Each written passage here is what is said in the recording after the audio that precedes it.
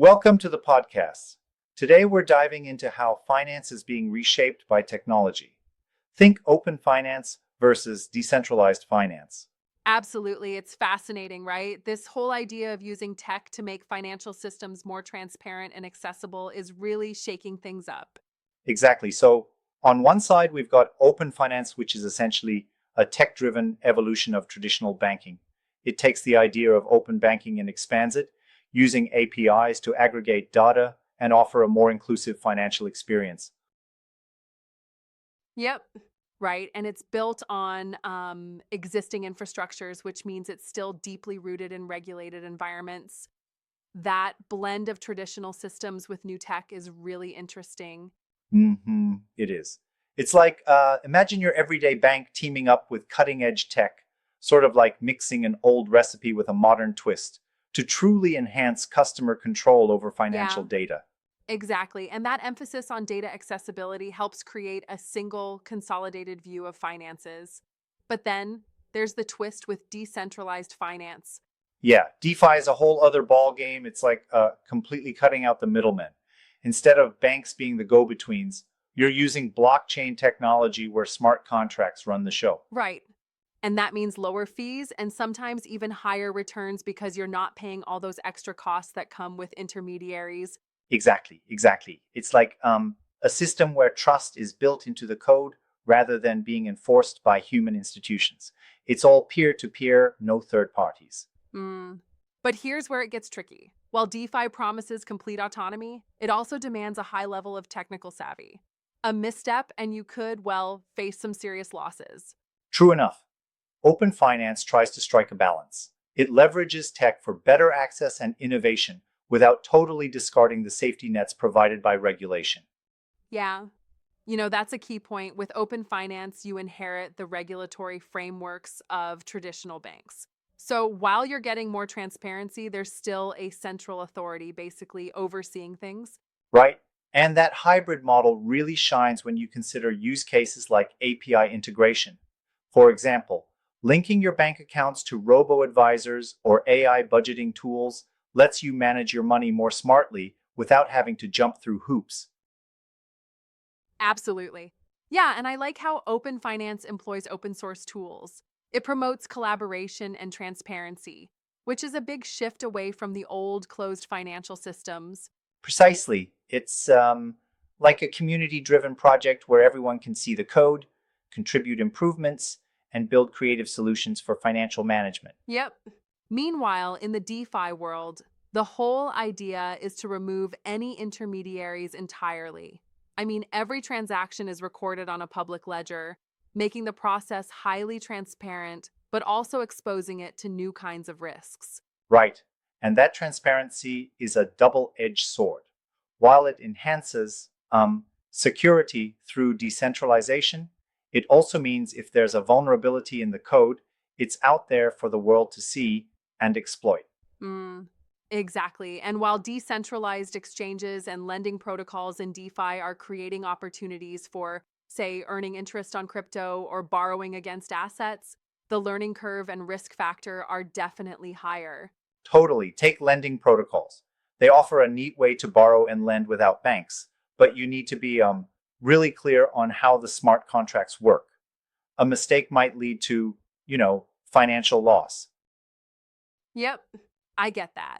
There's also this perpetual debate, if I might respectfully challenge, that the promise of decentralization might lead to a situation with too little oversight. How do we balance freedom with protection? Great question. And honestly, that balance is exactly what both open finance and DeFi are struggling with. Open finance, with its regulatory frameworks, tends to be slower but safer, while DeFi's rapid innovation sometimes comes at the cost of robust Yeah, consumer indeed. safeguards. Right, it's like choosing between a well tested, albeit slower system and a lightning fast but sometimes volatile new approach. Exactly. And looking at use cases further, open finance is making waves in personal finance management. Imagine having your whole financial footprint, banking, investments, insurance, all neatly hmm integrated. It's a bit like having a centralized dashboard for all your money matters, which is pretty comforting for most people accustomed to the traditional systems. Right, but then DeFi offers a whole new playground. Think decentralized exchanges, lending protocols, and even derivatives. These tools allow for financial operations that bypass the old centralized mechanisms Absolutely. entirely. And that's the revolutionary part. You hear about platforms like Aave, Uniswap, or MakerDAO that aren't just tweaking the system, they're overhauling it. Exactly.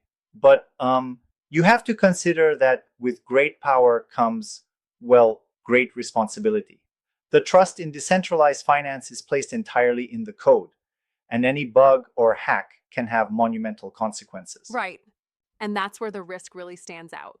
While open finance remains tethered to regulatory safety nets, DeFi's promise of disintermediated operations comes with the potential for technical vulnerabilities and market volatility. Right on. It's like, well, you get to choose between the comfort of a safety harness and the thrill of flying solo. Both can lead to new horizons, but not without their own Yeah, set of exactly. challenges. I like that analogy. And even though both are promising, they seem to be aiming at slightly different users. Open finance might be more appealing to those who value regulatory oversight and stability, whereas DeFi attracts the tech savvy looking for autonomy and potentially greater rewards. Absolutely. And there's a convergence happening too.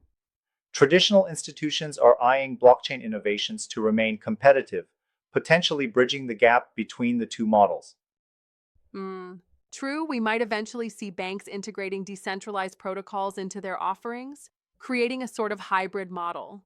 Yep, and that could lead to a whole new phase in financial innovation, where open finance's transparency and integration meet DeFi's autonomy and speed. Right on point. It's exciting, but also a bit unnerving.